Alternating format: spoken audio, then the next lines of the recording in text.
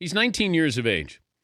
And we started to look at this and say, okay, when Johnny Manziel was going to parties, and this is different than what Jahlil Okafor got in trouble for. I mean, he's on the streets of Boston getting in 2 fights.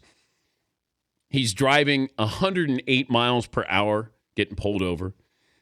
They're young and talented, and you can't say, well, he's acting like a 19-year-old, because we use that same excuse for Manziel.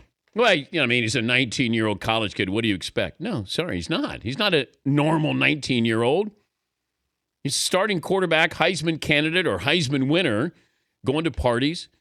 And then we sort of gave him a hall pass. Well, he's just acting now like a 21-year-old, or now a 22-year-old. Oh, come on, it's his off weekend. And then he ends up in rehab. Well, the 76ers are doing the smart thing. Okay, now's when you stop it. You say, all right, we have too much invested in this. You're too good a talent, and by all accounts, a good kid, and you're doing things that are immature. You're doing stupid things. You're jeopardizing your career. We're almost moving on from Johnny Manziel. And what is he, 23? Young and talented gets you chances. Okafor's young and talented. Johnny Manziel is young. He was talented in college, but not talented enough to get out of this.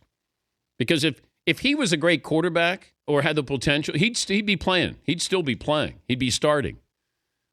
Okafor has the potential to be one of those 15-year pros and be a very good player. But I think we sometimes say, well, he's just acting like a 19-year-old. I don't know what was said to him on the streets of Boston, but he could have. I put it on him. He has to move. He has to keep moving. He could have gotten in the car and left. Nobody attacked him. Verbally, they're saying things to him. He's going to get that.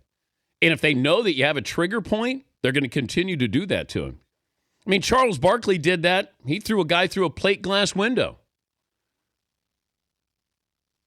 But Jahlil Okafor, this age, this is when you kind of have to wrap your arms around him and say, here's the deal here.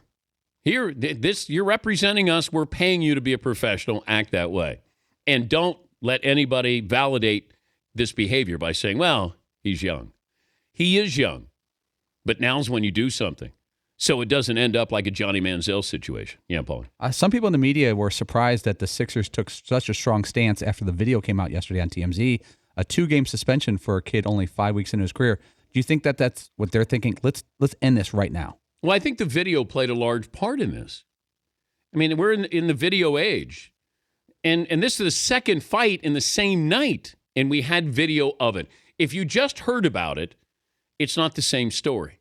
You see it, and then you realize that's your first-round pick.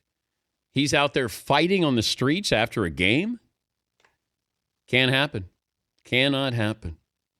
And that's where somebody better say to him, hey, you know what? We're not going to let this get out of hand.